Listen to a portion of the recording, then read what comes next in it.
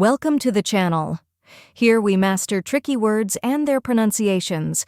Today we're tackling the word theatrical. It might seem a little tricky, but by the end of this video you'll be able to pronounce it with confidence. The correct pronunciation is theatrical. Let's break it down.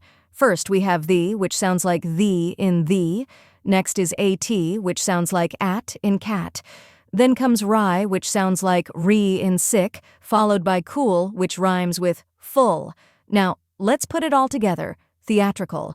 Try repeating after me, theatrical. Now, a little faster, theatrical. And at full speed, theatrical. Keep practicing, and soon this word will feel natural to you.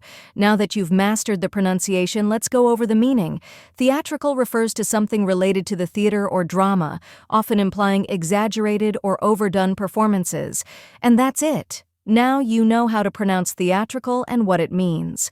If you found this helpful, give this video a like and share it with others. Comment below with any tricky words you'd like me to cover next, and don't forget to subscribe for more pronunciation guides. See you in the next video.